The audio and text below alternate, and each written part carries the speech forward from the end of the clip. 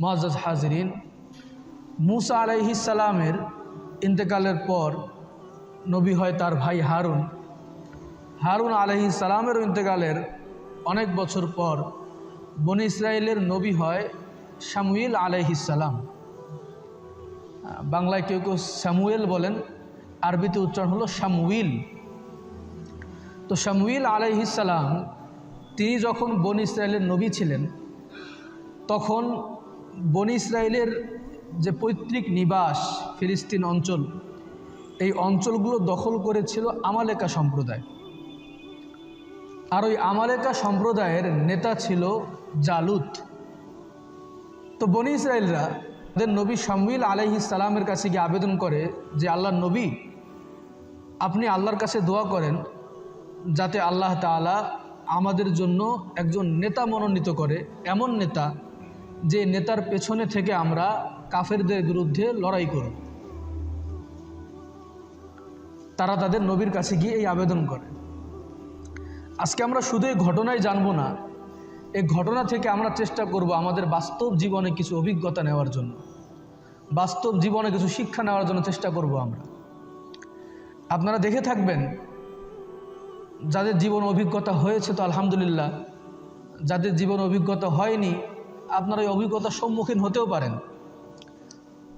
অনেকেই আপনার কাছে এসে আবেদন করবে যে আমাদের মধ্যে নেতা বানিয়ে দেন, আমাদের মধ্যে আমির বানিয়ে দেন, আমাদের মধ্যে একজন অভিভাবক বানিয়ে দেন। এই যে যারা যায়, একজন উপরস্থ ব্যক্তির কাছে যায় যে আমরা একটা কমিটি গঠন করতে চাচ্ছি, আপনি আমাদের কমিটির সভাপতি মনোনীত করে দেন, আপনি আমার কমিটির সম্পাদক মনোনীত করে দেন। যারাই আবেদনগুলো করে সবার উদ্দেশ্য সঠিক থাকে না। কেউ চায় আবেদনগুলো করার মাধ্যমে নিজে একটা পদ বাগিয়ে নিতে, কেউ চায় এই আবেদনগুলো করার মাধ্যমে নিজে একটা পদের অধিকারী হতে, যেন আমি আবেদন করছি, আমি তাদেরকে সাথে নিয়ে যাচ্ছি, যার কাছে যাচ্ছি তিনি দেখবেন যে এই লোক তো অভিভাবক হয়ে এমনিতে এসেছে, সেই কথাই বলছে, সেই মুখপাত্র, তো তাকে একটা দায়িত্ব দিয়ে দিই। তো যারা আপনাকে নিয়ে আমাকে নিয়ে অনেকের কাছে যাবে যে আমি অমুককে নিয়ে এসেছি, এই লোকগুলোকে নিয়ে এসেছি, আমরা একটা কমিটি গঠন করতে চাই, অমুক আন্দোলনের একটা কমিটি গঠন করতে চাই, আমাদের মধ্যে একজন নেতা বানিয়ে দিন, আমাদের মধ্যে সভাপতি বানিয়ে দিন। অনেকের উদ্দেশ্য থাকে যেন ওই সভাপতিটা আমাকেই বানানো হয়, অনেকের উদ্দেশ্য থাকে ওই আমিরটা যেন আমাকেই বানানো হয়। তো বনি ইসরায়েলের এই লোকেরা যখন তাদের নবী শামুয়েল আলাইহিস সালামের কাছে গিয়েছিল যে হে আল্লাহর নবী, আপনি আল্লাহর কাছে দোয়া করেন যেন আল্লাহ তাআলা আমাদের জন্য এমন একজন নেতা বানান যেই নেতার পিছনে থেকে আমরা লড়াই করব। ওই যে জালেম সম্প্রদায় আমালেকা, যারা আমাদের বসতি দখল করেছে, যারা আমাদের পূর্বপুরুষের উপর অনেক অত্যাচার নিপীড়ন চালিয়েছে, যাতে তাদের বিরুদ্ধে আমরা লড়াই করতে পারি, সংগ্রাম করতে পারি, জিহাদ করতে পারি, এমন একজন নেতা যেন আল্লাহ তাআলা আমাদের জন্য বানায় নেন, আল্লাহর কাছে আবেদন করেন। ওই লোকগুলোর উদ্দেশ্য ছিল এইরকম, যাতে নেতা আমরাই হতে পারি। আসলে সঠিক কাউকে নেতা বানিয়ে দেওয়া হোক, তাদের এটা উদ্দেশ্য ছিল না। তো তারা যখন শামুয়েল আলাইহিস সালামের কাছে আবেদন করলেন, শামুয়েল আলাইহিস সালাম আল্লাহর কাছে দোয়া করলেন। তো কোরআনের মধ্যে এসেছে, আলাম তারা ইলাল মালাই মিন বানি ইসরাঈল মিন বাদি মুসা, মুসার পর বনি ইসরায়েলের ওই সম্প্রদায়কে তুমি কি দেখো নাই, তুমি জানো না তাদের কথা? ইয ক্বালু লিনাবিয়্যিন লাহুম বা'আস লানা মালিকান নুকাতিল ফি সাবিলিল্লাহ, যখন তারা তাদের নবীকে বলেছিল ইবআস লানা মালিকান নুকাতিল ফি সাবিলিল্লাহ, আমাদের জন্য এমন একজন বাদশাহ, এমন একজন নেতা নিযুক্ত করে দেন, বানায়া দেন, নুকাতিল ফি সাবিলিল্লাহ, যার সাথে শরীক হয়ে আমরা আল্লাহর রাস্তায় লড়াই করব। ক্বাল হাল আসাইতুম ইন কুতিবা আলাইকুমুল কিতালু আল্লা তুকাতিলু, এখন নবীও তো তাদের মনোভাব জানেন, বুঝতে পারেন। অনেক সময় আমাদের নেতারা বোঝেন যে আসলে কি চায় এরা, কিন্তু পারিপার্শ্বিক কারণে বলতে পারেন না, বলেন না, চুপ করে থাকতে হয় বিভিন্ন কারণে, অবস্থানগত কারণে। নবী জিজ্ঞাসা করলেন, হাল আসাইতুম ইন কুতিবা আলাইকুমুল কিতালু আল্লা তুকাতিলু, আচ্ছা তোমাদের আবেদনের প্রেক্ষিতে একজন নেতা বানিয়ে দেওয়া হলো, তোমরা কি আবার বেঁকে বসবে না? তো তোমরা বলতেছো তোমরা লড়াই করবে, অমুক সম্প্রদায়ের বিরুদ্ধে তোমরা যুদ্ধ অবতীর্ণ হবে, তোমরা আবার বেঁকে বসবে না তো, পিছু টান মারবে না তো? তো বলল ক্বালু ওয়ামা লানা আল্লা নুকাতিলা ফী সাবিলিল্লাহ, আমরা কেন যুদ্ধ করব না, অথচ তারা তো আমাদের পূর্বপুরুষদের হত্যা করেছে, ঘর থেকে বের করে দিয়েছে, আমাদের পূর্বপুরুষের জমি তারা দখল করে নিয়েছে, কেন করব না? এটা দলিল তারা দেখালো, এটা যুক্তি তারা দেখালো, হ্যাঁ আমরা করব, দেন আপনি নেতা বানায় দেন। উদ্দেশ্য কিন্তু একটা, যে আমাদের মধ্যে যেন কাউকে নেতা বানায় দেওয়া হয়। আমরা যারা হাট্টা গোট্টা লোক গিয়েছি, যারা মোড়লরা গিয়েছি, তাদের মধ্যেই যেন কি করা হয়, নেতা বানিয়ে দেওয়া হয়। উদ্দেশ্য এটাই। ফালাম্মা কুতিবা আলাইহিমুল কিতালু তাওয়াল্লাউ ইল্লা কলিলাম মিনহুম, আল্লাহ তাআলা বলেন যখন তাদের এই আবেদনের প্রেক্ষিতে তাদের একজন নেতা বানিয়ে তাদের উপর জিহাদকে ফরজ করে দেওয়া হলো, ওই সম্প্রদায়ের বিরুদ্ধে লড়াই করাকে আবশ্যক করে দেওয়া হলো, তাওয়াল্লাউ তারা ম্যাক্সিমাম পিছু হতো, ম্যাক্সিমাম পিছু হতো তারা। আল্লাহু আলিমুম বিজ্জালিমিন, কে জালেম আল্লাহ খুব ভালোভাবেই জানেন। ওয়াকাল লাহুম নাবিয়ুহুম ইন্নাল্লাহা ক্বাদ বাআসা লাকুম তালুতা মালিকা, তো তাদের আবেদনের প্রেক্ষিতে আল্লাহ তাআলা তালুত নামে একজন ব্যক্তিকে তাদের নেতা নিযুক্ত করলেন। ওই যারা গিয়েছিলেন ওখানে আবেদন নিয়ে, তাদের কাউকে আল্লাহ তাআলা নেতা বানান নাই, নেতা বানাইছেন তালুত নামে এক ব্যক্তিকে। এখন যখন তালুত নামে এক ব্যক্তিকে তাদের নেতা বানিয়ে দেওয়া হলো, তারা তো অবাক, আশার গুড়ে বালি পড়ে গেছে। আমরা তো চেয়েছিলাম যে আমাদের মধ্যে কাউকে নেতা বানিয়ে দেওয়া হোক। এখন এমন একজনকে নেতা বানিয়ে দেওয়া হলো যে আসলে আমাদের সাথে যায় না, আমাদের সাথে যে যায় না।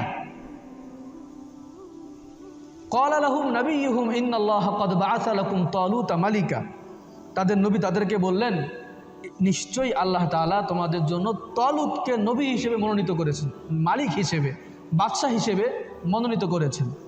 ক্বালু আন্না ইয়াকুনাহুল মুলকু আলাইনা ওয়া নাহনু আহাক্কু বিল মুলকি মিনহু ওয়া লাম ইউতা সাআতাম মিনাল মাল, তারা বলল আন্না ইয়াকুনু লাহুল মুলকু আলাইনা, আমাদের ওপর বাদশাহী করার যোগ্যতা তার কই? আমরা তো তাকে আমাদের উপর বাদশাহী করার কিছুই মনে করি না, উপরন্তু সে আমাদের মতো সম্পদের অধিকারী না। ওয়া লাম ইউতা সাআতাম মিনাল মাল, তারা সম্পদকে মনে করেছিল নেতৃত্বের মাপকাঠি। আমরা যেমন যার কাছে একটু টাকা বেশি হয় তার পেছনে খেয়ে ঘুরি, আমরা এটা করি, কিন্তু যার কাছে টাকা বেশি থাকে, যার সম্পত্তি বেশি থাকে, আমরা নেতা হিসেবে তাকে মানতে চাই। অথচ এটা ইসলামের আদর্শ নয়, এটা ছিল ইহুদিদের আদর্শ, যে টাকা যার বেশি তার ভেতরে নেতৃত্বের যোগ্যতা থাকুক বা না থাকুক, আমরা তার পেছনে ছুটি। যার কারণে তারাও ধ্বংস হয়েছে, আমরাও ধ্বংসের দ্বার প্রান্তে। নেতৃত্বের মাপকাঠি আছে। তারা বলেছিল ওয়ালাম ইউতা সাআতাম মিনাল মাল, তাকে তো আমাদের মতো সম্পদও দেওয়া হয় নাই, অথচ তারা মনে করছিল সম্পদ মনে হয় নেতৃত্বের মাপকাঠি। কিন্তু তাদের এই কথার জবাব দিয়ে আল্লাহ তাআলা বলছেন ক্বালা ইন্নাল্লাহা আসতাফাহু আলাইকুম ওয়া যাদাহু বাসতাতান ফিল ইলমি ওয়াল জিসম, নবী বললেন দেখো তাকে নেতা বানিয়ে দেওয়া হয়েছে, তোমাদের আপত্তি করার কোনো সুযোগ নাই। এক, আল্লাহ মনোনীত করেছেন, বাস, আর কোনো আপত্তি করার সুযোগ নাই এখানে। আল্লাহ যাকে সম্মান দিয়েছেন তাকে আমাকে সম্মান করতে হবে। আল্লাহ যেই হুকুম দিয়েছেন সেখানে যুক্তি খোঁজা যাবে না, সেটা আমাকে মানতেই হবে। আমার যুক্তিতে ধরুক বা না ধরুক, সেটা আমাকে মানতেই হবে। ইন্নাল্লাহা আসতাফাহু আলাইকুম, প্রথম কথা হলো আল্লাহ এই তালুতকে বাদশাহ হিসেবে তোমাদের জন্য মনোনীত করেছেন, এটা প্রথম কথা। ওয়াজাদাহু বাসতাতান ফিল ইলমি ওয়াল জিসম, এবং তাকে ইলমে এবং শরীরে তাকে ব্যাপকতা দিয়েছেন, সমৃদ্ধ করেছেন তাকে। নেতৃত্বের দুইটা বড় গুণ এখানে বলে দেওয়া হচ্ছে, যে নেতা হবে তার মধ্যে দুইটা গুণ অবশ্যই থাকতে হবে। এক, তার বিদ্যা থাকতে হবে, সে জ্ঞানে বুদ্ধিমত্তায় তার অধীনস্থ যারা আছে সবার চেয়ে ভালো হতে হবে, এবং শারীরিকভাবে সে সক্ষম হতে হবে, সুস্থ থাকতে হবে। একজন অসুস্থ ব্যক্তিকে মানুষের প্রকৃতি তাকে নেতা হিসেবে মানতে চায় না। একজন নেতা যদি সুস্থ ছিল অসুস্থ হয়ে যায়, তখন বিরোধী পক্ষ সুযোগ খোঁজে, এই তো গেল, এরপরে শুরু করব। বিরোধী পক্ষ সুযোগ খোঁজে, তাকে ভয় করতে চায় না। একজন নেতার জন্য আবশ্যক হলো সুস্থ, শারীরিকভাবে সুস্থ থাকা, শক্তিশালী থাকা, যাতে তাকে দেখেই বিরোধী শক্তি ভয় পেয়ে যায়। আর তার মধ্যে যেই সেক্টরের নেতা হোক সেই সেক্টরের সম্পর্কে তার পূর্ণ জ্ঞান থাকা।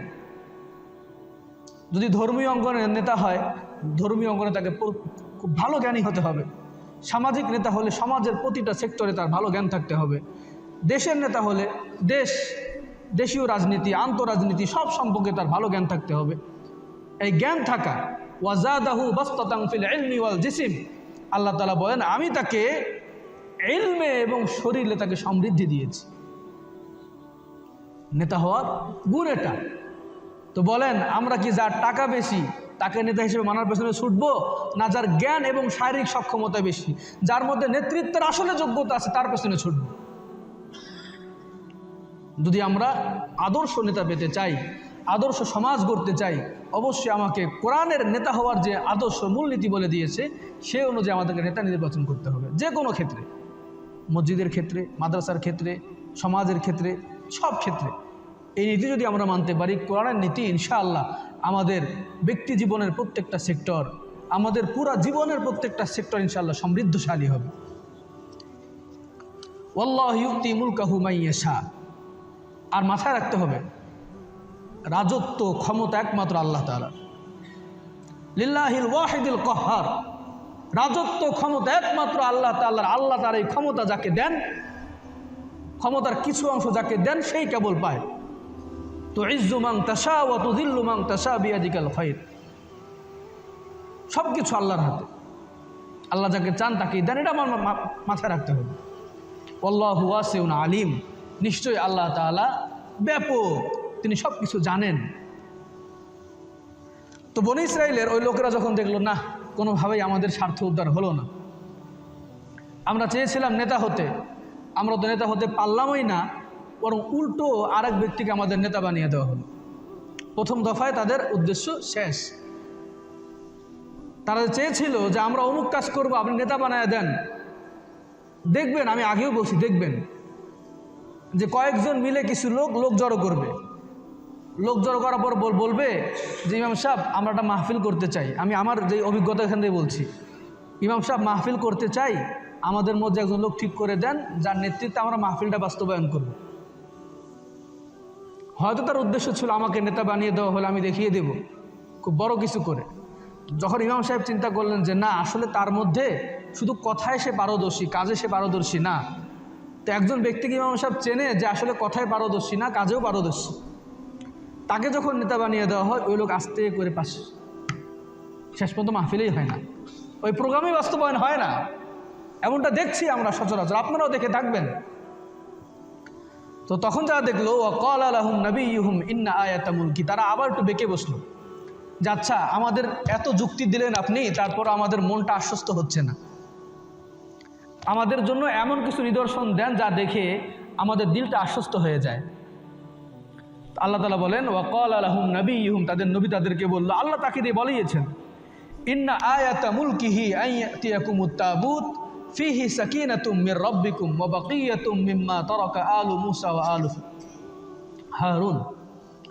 আল্লাহ তাআলা তার নবী শামুয়েলকে দিয়ে বলাচ্ছেন যে ঠিক আছে, তাদের দিল যদিও আশ্বস্ত হচ্ছে না, আমি তো জানি তারা আসলে কি চায়, তারা ঘুরিয়ে পেঁচিয়ে নেতা তারাই হতে চায়। ঠিক আছে, তাদেরকে বলে দাও যে তোমাদের কাছে মূসা আলাইহিস সালাম এবং হারুন আলাইহিস সালামের ব্যবহৃত কিছু জিনিস, পোশাক, চিরুনি, এগুলো হতে পারে, একটা সিন্দুকের মধ্যে ছিল, যেটাকে বলা হতো তাবুত, যেটাকে বলা হতো তাবুত। এটাকে তারা খুব বরকতের জিনিস মনে করত। তো দীর্ঘ একটা সময় পর্যন্ত এই বরকতের জিনিস তাদের কাছে ছিল না, হাতছাড়া হয়ে গিয়েছিল, আর এক সম্প্রদায় তাদের কাছ থেকে ছিনিয়ে নিয়ে গিয়েছিল। তো আল্লাহ তার নবীকে বলেন তাদেরকে বলে দাও যে তালুতকে যে তাদের নেতা বানিয়ে দেওয়া হয়েছে, এর নিদর্শন হলো ওই যে তাবুত নামে যে একটা সিন্দুক, বরকতময় সিন্দুক, ওই সিন্দুক যেটা তাদের হাত ছাড়া হয়েছে, ওই সিন্দুকটা আবার তাদের মাঝে ফিরে আসবে, আবার তাদের মাঝে ফিরে আসবে। তো মুফাসসিররা লেখেন আল্লাহ তাআলা ফেরেশতার মাধ্যমে ওই তাবুতটা আবার তাদের মধ্যে ফিরিয়ে দিয়েছিলেন, যা দেখে তাদের অনেকের মধ্যে আশ্বস্ত জন্ম হয়েছিল যে না, আসলেই হয়তো তালুতকে নেতা বানিয়ে দেওয়া হয়েছে। কিন্তু যারা আসলে চেয়েছিল আমাকে নেতা বানিয়ে দেওয়া হোক, তারাই আগের মতোই আছে। এরপরে আল্লাহ তাআলা যখন সব প্রমাণ দিয়ে দিলেন যে না, তালুতকে নেতা বানিয়ে দেওয়া হয়েছে, তখন তারা বলেছিল নুকাতিল ফি সাবিলিল্লাহ। তালুতকে নেতা বানিয়ে দেওয়ার উদ্দেশ্য হলো আমরা তালুতের পেছনে দাঁড়িয়ে ওই যে অত্যাচারী সম্প্রদায়, তাদের বিরুদ্ধে লড়াই করে আমরা আমাদের মাতৃভূমিকে উদ্ধার করব, আমাদের পিতৃপুরুষ হত্যার বদলা নেব, উদ্দেশ্য ছিল। আল্লাহ তাআলা বলেন হ্যাঁ, এখন যাও লড়াই করো। এরপরে ওই তালুত, এবার তাকে কিছু নির্দেশনা দেওয়া হলো যে হ্যাঁ, আপনি যে আপনার অনুসারী বনু ইসরাইল, তাদেরকে আরো পরীক্ষা করেন। আপনি এই কোরআনের প্রত্যেকটা শব্দ আমাদের শিক্ষা, প্রিয় ভাইয়েরা আমার। এই কোরআনের প্রত্যেকটা শব্দ আমাদের শিক্ষা। আমি আমার ব্যক্তি জীবনে কিভাবে চলব, আমি মানুষের সাথে কিভাবে মিশব, মানুষের ঘৃণা, মানুষের দ্বিচারিতা, মানুষের মুনাফিকি, এগুলো থেকে আমি কিভাবে বাঁচবো, সবগুলা শিক্ষা এই কোরআন আমাকে দিয়েছে। আল্লাহ তাআলা নিজেই বলেন আফালা ইয়াতাদাব্বারুনাল কুরআন, তারা কি কোরআন নিয়ে তাদাব্বুর করে না, গবেষণা করে না? কোরআন নিয়ে তাদাব্বুর করার অভ্যাস করেন। এই কোরআন আমাদের মুক্তির সনদ।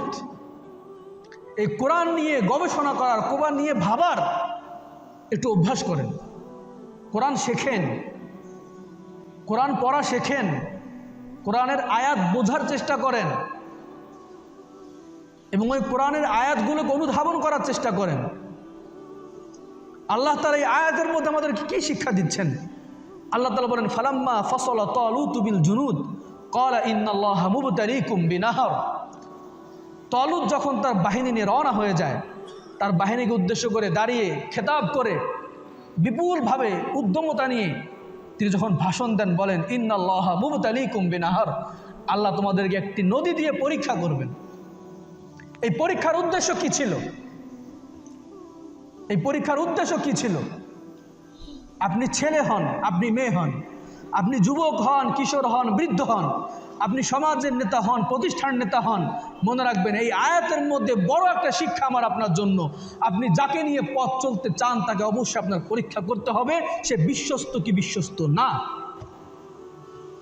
সে আপনার লক্ষ্যে পৌঁছা পর্যন্ত আপনার সঙ্গ দিতে পারবে কি পারবে না, তাকে পরীক্ষা করতে হবে।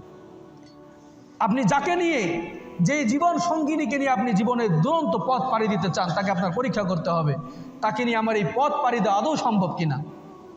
আপনি যে জীবন সঙ্গীকে নিয়ে জীবনের দুর্গম পথ পাড়ি দিতে চান, তাকে আপনার পরীক্ষা করতে হবে হ্যাঁ, সে আমার এই দুর্গম পথ পাড়ি দেওয়ার সঙ্গী হিসেবে হওয়ার যোগ্য কিনা। আপনি যাকে নিয়ে একটা মিশন সাকসেস করতে চান, আপনি যাকে নিয়ে একটা মিশন কমপ্লিট করতে চান, আপনি যাকে নিয়ে একটা আদর্শ বাস্তবায়ন করতে চান, তাদেরকে আপনার পরীক্ষা করতে হবে সে আমার আদর্শ বাস্তবায়ন করার সঙ্গী হওয়ার যোগ্য কিনা। বন্ধু নির্বাচনের ক্ষেত্রে আপনাকে পরীক্ষা করতে হবে, একটু যাচাই করতে হবে যে আসলে সে আমার বন্ধু হওয়ার যোগ্য কিনা। শেখ সাদি রহমতুল্লাহ আলাইহি খুব সুন্দর করে বলেন, খুব সুন্দর করে বলেন মাশুকে হাজার দোস্ত তেরা দিল না দেহি और मी देही या दिल ब जुदाई बे नहीं। গুলিস্তার মধ্যে খুব সুন্দর একটা কবিতা লিখেছেন তিনি, মাশুকে হাজার দোস্ত তেরা দিল না দেহি और मी देही, হাজার প্রেমিকের প্রেমাস্পদকে কখনো মন দিও না, হাজার প্রেমিকের প্রেমাস্পদকে কখনো মন দিও না।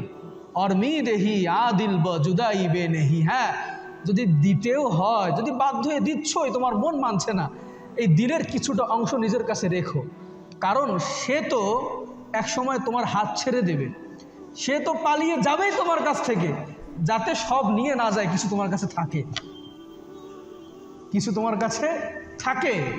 তো বারবার বলি বন্ধু তাকে খুব বিশ্বাস করারও খুব বেশি প্রয়োজন নাই, সব বলে দিবেন, এমন সময় সে তোমার শত্রু হয়ে যাবে, তখন একদম তোমার কাছে তোমার হিসেবে কিছুই থাকবে না, সব তার হয়ে যাবে, সব তার হয়ে যাবে। জীবন পথ চলার পথের পথিক, পথিক আমরা এই সঙ্গী হিসেবে যাকে আমরা বাছাই করব, আমার আদর্শ বাস্তবায়ন করার ক্ষেত্রে যাকে আমি সঙ্গী হিসেবে বাছাই করব, আমার মিশন সাকসেস করার ক্ষেত্রে যাকে আমি সঙ্গী হিসেবে বাছাই করব, আমার দাম্পত্য জীবনের যে দুর্গম পথ পাড়ি দেওয়ার ক্ষেত্রে যাকে আমি সঙ্গী হিসেবে বাছাই করব, আমার অবশ্যই তাকে যাচাই বাছাই করা দরকার যে আসলেই তাকে নিয়ে আমি পথ পাড়ি দিতে পারবো কিনা, সে আমার সাথে থাকতে পারবে কিনা। খুব দরকার এটা। আমরা এই ভুলটা খুব করি। একজন বলেছে চলো আমরা এই কাজটা করি, বাস তার কথায় মুগ্ধ হয়ে বাস একটা কাজ শুরু করে দেই, কিন্তু ওই লোক শুরু করেছে তার স্বার্থের জন্য। যখন দেখলো যে স্বার্থ তার কুলাচ্ছে না, সে আস্তে করে পাশ সরে যায়, বিপদে পড়ে যায়। আমি দেখবেন এটা, আপনারা দেখবেন। আপনারা ব্যবসা করে থাকেন, আমি তো ব্যবসায়ী না, আমি বুঝি না, আপনারা ভালো জানেন। তবে অনেক ব্যবসায়ীর মুখে শুনি যে একজন বলেছে ভাই চলো ব্যবসা করি, বা শুরু করেছে, একটা সময় লাপাত্তা হচ্ছে এমনটা। এই জন্য আল্লাহ তাআলা বলছেন ক্বালা ইন্নাল্লাহা মুবতালিকুম বিনাহার।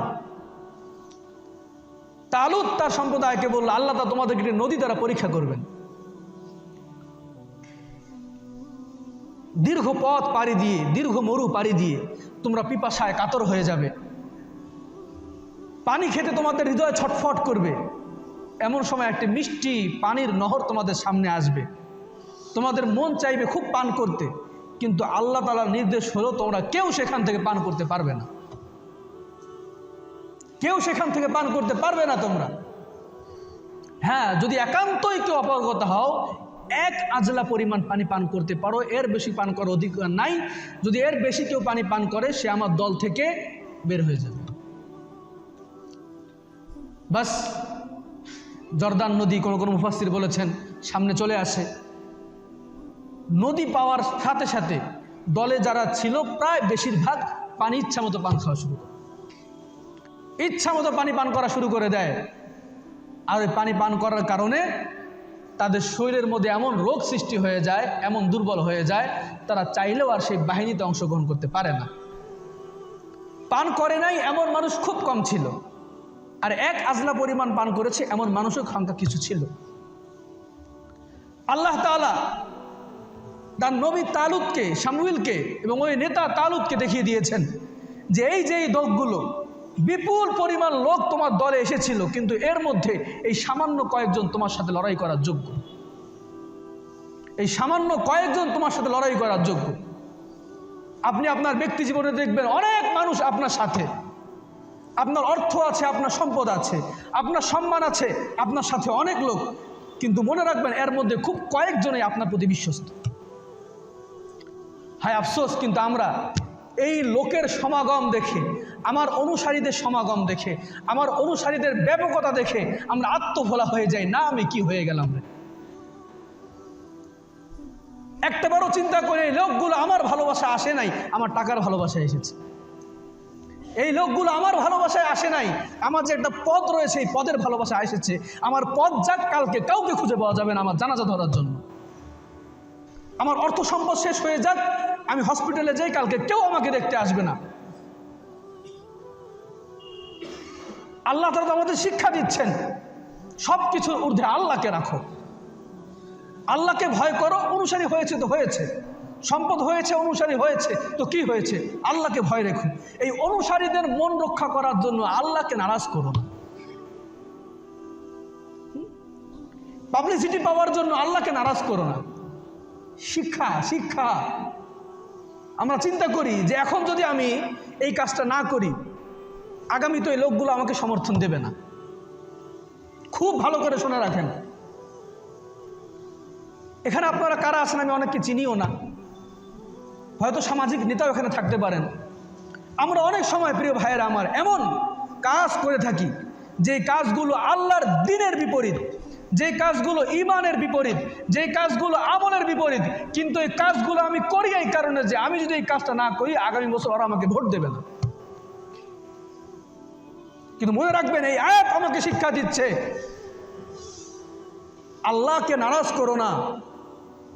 ওই লোকগুলো কেবল তোমাকে ভালোবাসছে তোমার পদের জন্য, ওই লোকগুলো তোমাকে ভালোবাসছে তোমাকে কিছু সুবিধা নেওয়ার জন্য। তোমার পদ যাক, ওরা কেউ থাকবে না, থাকবে শুধু একমাত্র আল্লাহ তাআলা। আল্লাহকে নারাজ করবা, কাল কিয়ামতের দিন তোমার অবশ্যই জবাবদিহি করতে হবে।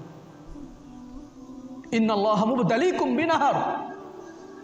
এই জীবন চলার পথে যাকে নিয়ে আপনি এগোবেন তার এমন হওয়া দরকার যে শত কষ্টে, শত বাধায়, শত বিপত্তিতে সে আপনার পাশে থাকবে। আমরা যারা আদর্শ হতে চাই সমাজের জন্য, দিনের জন্য, রাষ্ট্রের জন্য, এই বিশ্বস্ত অনুচর, বিশ্বস্ত সহযোগী খুব কম পাই, আমরা খুব কম পাই। পাঁচাটা লোক খুব বেশি পাই, চাটুকার খুব বেশি পাই, ভরে যায় সব কিছু। কিন্তু আমরা এতটুকু অভাগা, আমরা এতটুকু নির্বোধ যে আমরা অনেক সময় এমন হয় ওই আমার প্রতি যে বিশ্বস্ত তাকে আমি দাম দেই না, যে চাটুকার তাকে আমি দাম দিই।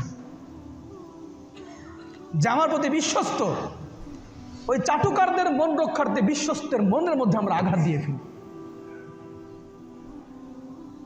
কিন্তু কোরআনের শিক্ষাটা মনে রাখেন, যে চাটুকারদের মন রক্ষার্থে আপনি ওই বিশ্বস্ত লোকদের মনকে আপনি দুঃখ দিয়েছেন, একটা সময় এমন আসবে ওই চাটুকাররা কেউ থাকবে না, বিশ্বস্ত লোকেরাই আপনার পাশে থাকবে। হয়তো আবার এমনও হতে পারে তার মনে যে আঘাত দিয়েছেন সেও আপনার পাশে থাকবেন। সেদিন আপনি বড় একা হয়ে যাবেন, কাউকে খুঁজে পাবেন না।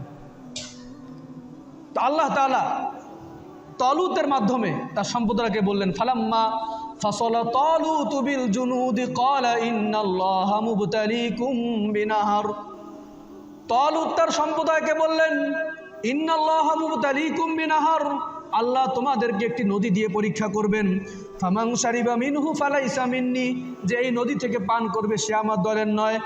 ওমান লাম ইয়াতামুহু ফাইন্নাহু মিন্নি ইল্লা মান ইগতারাফা গুরফাতাম বিয়াদিহি ফাশারিবু মিনহু ইল্লা ক্বালিলাম মিনহুম ফালাম্মা জাওয়াজাহু হুয়া ওয়াল্লাযীনা আমানু মাআহু ক্বালু লা তাকাতা লানাল ইয়াওমা বিজালুতা ওয়া জুনুদিহি।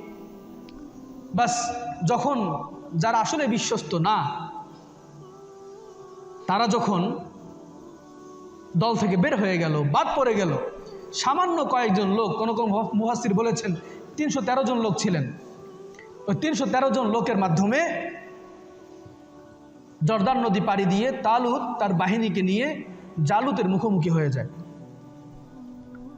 এখন এত বিশাল দল জালুতের, আর তালুতের দলে কম অল্প সৈন্য। কেউ কেউ বলে, হায় এত বিরাট দলের ব্যাপারে, এত বিরাট দলের বিরুদ্ধে আমরা কিভাবে জয়ী হতে পারি? তো দলে থাকা কিছু লোক, আন্নাহুম মুলাকুল্লাহ, যারা আল্লাহর সাক্ষাৎ প্রত্যাশী, তারা বলে, কাম মিন ফিআতিন কলিলাতিন গালাবাত ফিআতান কাসীরাতান বিইজনিল্লাহ। আল্লাহর দয়ায় কত অল্প সংখ্যক লোক, কত বহুল সংখ্যক লোকের উপর বিজয় হয়েছে। আমাদের মধ্যে যদি দৃঢ়তা থাকে, আমাদের মধ্যে যদি আল্লাহকে পাওয়ার তামান্না থাকে, অবশ্যই অল্প সংখ্যক লোক আমরা ওই বড় কাফের দলের বিরুদ্ধে বিজয় লাভ করতে পারবো ইনশাআল্লাহ। ভয় পাওয়ার কিছু নাই। চাটুকার সব চলে গেছে, যাক। যদি আপনি আপনার রবের সাথে আপনার সম্পর্ক ঠিক থাকে, আপনি যদি আপনার অবস্থানে ঠিক থাকেন, বিজয় আপনার হবে ইনশাআল্লাহ। আপনার অবস্থান যদি ঠিক থাকেন, বিজয় আপনার হবে ইনশাআল্লাহ। যারা ঈমান নিয়ে থাকতে চান, যারা আমল নিয়ে থাকতে চান, এই জীবনে আপনার পরীক্ষা আসবে। আল্লাহ তাআলা যেমন তাদেরকে পরীক্ষা করেছেন, আপনার জীবনেও পরীক্ষা আসবে। জুবাইর ইবনুল আওয়াম রাদিয়াল্লাহু তাআলা আনহু, রাসূলের ফুফাতো ভাই, ইসলাম গ্রহণ করেছেন মাত্র 16 বছর বয়সে। ইসলাম গ্রহণ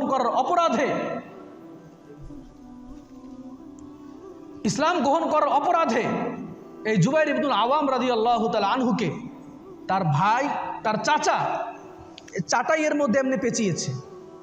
আপনারা একটু লক্ষ্য করেন, চাটাইয়ের মধ্যে এমনি পেঁচিয়েছে। পেঁচানোর পরে গাছের মধ্যে এমনি ঝুলাইছে, ঝুলানোর পরে নিচ দিয়ে আগুন জ্বালাইয়া দিচ্ছে। আগুনের ধোঁয়ায় জুবাইর ইবনুল আওয়ামের কষ্ট হয়, আর বলে, তুই মুহাম্মদের দিন ছাড়। জুবাইর ইবনুল আওয়াম বলেছিলেন, আমার জীবন যাবে চাচা, আমি মুহাম্মদের দিন ছাড়বো না। আমার জীবন যাবে, আমি নবী মুহাম্মদের দিন ছাড়বো না। ইমানের পথে যারা চলতে চান, এমন পরীক্ষা আসবে, ওই পরীক্ষায় আপনি কাকে প্রায়োরিটি দেন সেটাই দেখার বিষয়। ওই পরীক্ষায় আপনি আল্লাহকে প্রাধান্য দেন না মানুষের মনকে প্রাধান্য দেন, দেখার বিষয় এটা। আপনার জীবনে এমন প্রস্তাব আসবে, এই কাজটা করে দেন, অথচ আপনি দেখলেন যে এই কাজটা করলে আল্লাহ নারাজ হবে। আপনি যদি এই পরীক্ষা উত্তীর্ণ হতে চান, ওই কাজটা করা যাবে না। কিন্তু যদি আপনি দেখেন যে আমার পথ চলে যাবে, আমার চেয়ার চলে যাবে, আল্লাহকে নারাজ করলেন, মনে রাখবেন চেয়ার চিরদিন থাকবে না। কাল কিয়ামতের দিন অবশ্যই আল্লাহর কাছে আপনাকে জবাবদিহি করতে হবে। এই দিন এমনি এমনি আসে নাই, অনেক ত্যাগের মাধ্যমে দিন এসেছে, অনেক ত্যাগের মাধ্যমে দিন এসেছে, অনেক নজরানার বিনিময়ে দিন এসেছে। যুগে যুগে অনেক ত্যাগ স্বীকার করার কারণে আজকে দিন এই পর্যায়ে পৌঁছেছে। এই দিনের জন্য পুরুষদের অবদান যেমন রয়েছে, নারীদেরও অবদান রয়েছে, কিন্তু আফসোস আমাদের নারীদের অবদান দিনের জন্য এগুলো পর্দার আড়ালে হয়ে গেছে, আমরা আলোচনা করি না। একটা ঘটনা মনে পড়ে গেল।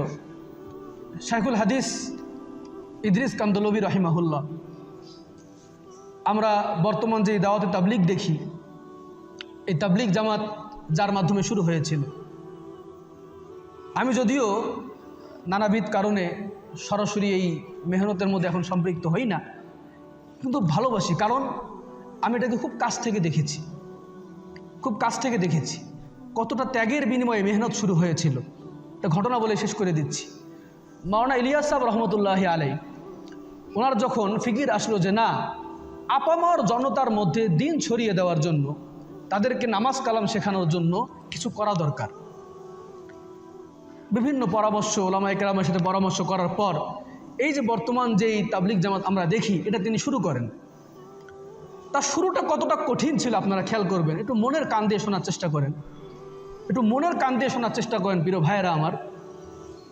বাংলাওয়ালি মসজিদের মধ্যে তিনি বসে বসে ফিকির করেন, তার জমি জমা যা ছিল সেগুলোর ফিকির মাথা থেকে একদম বের করে দিয়েছেন।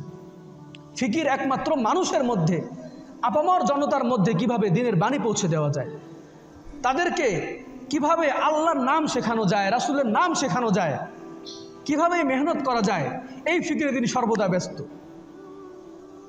রিজিক তালাশ করার সময় পান না, সময় পান না তিনি।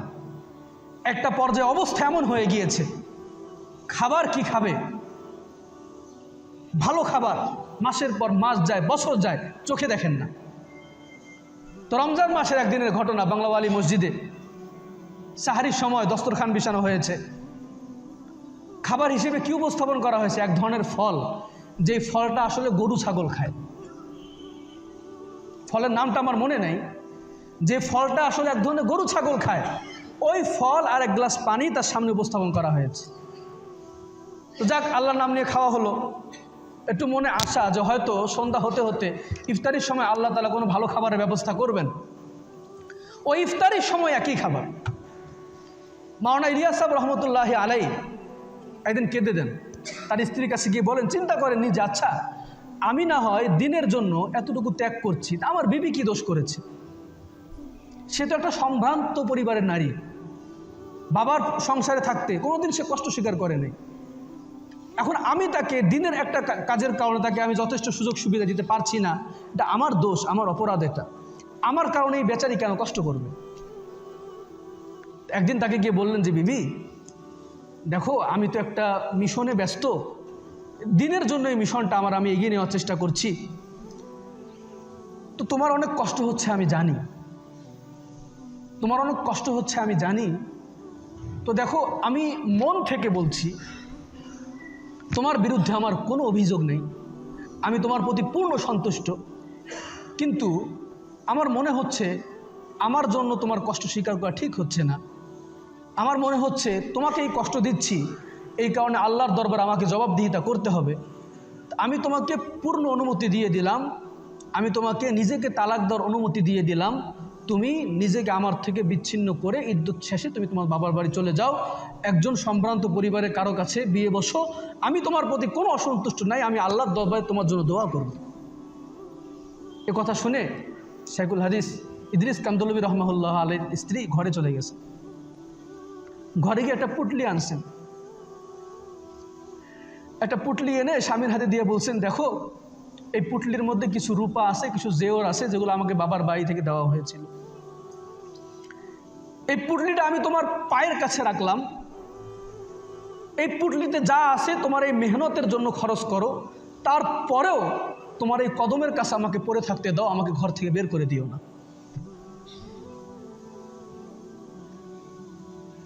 তোমার কদমের কাছে আমাকে পড়ে থাকতে দাও, আমাকে ঘর থেকে বের করে দিও না।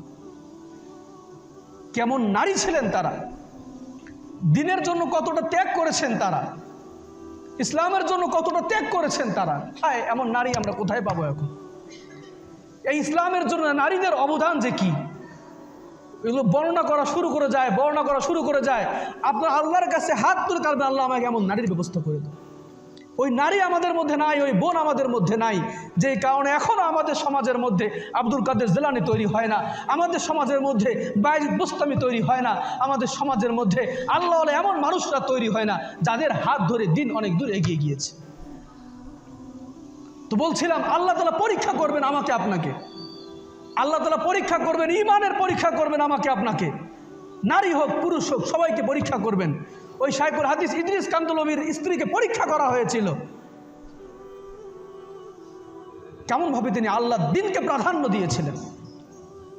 ফাহাজামুহুম বিইজনিল্লাহ, আল্লাহ তাআলা বলেন আল্লাহর অনুগ্রহে শেষ পর্যন্তই তালুতের মালিক দল বিজয় লাভ করলো। ওয়াকাতালা দাউদ জালুত ওয়া আতাহুল্লাহুল মুলক ওয়াল হিকমা ওয়া আল্লামাহু মিম্মা ইয়াশা, এবং আল্লাহ তাআলা জালুতকে পরাজিত করলেন তালুতের মাধ্যমে। আল্লাহ তাআলা শেষে বলেন তিলকা আয়াতুল্লাহি নাতলুহা আলাইকা বিল হক ওয়া ইন্নাকা লামিনাল মুরসালিন, হে লোক সকল আমি তোমাদের নিকট এই নবীদের কাহিনী বর্ণনা করলাম যাতে তোমরা এর থেকে শিক্ষা নিতে পারো। আল্লাহ তাআলা আমাদের সবাইকে এই জীবন ঘনিষ্ঠ ঘটনা থেকে শিক্ষা নেওয়ার তৌফিক দান করেন। সকলে বলি আল্লাহুম্মা আমিন। ওয়া আখিরু দাওয়ানা আলহামদুলিল্লাহি রাব্বিল আলামিন।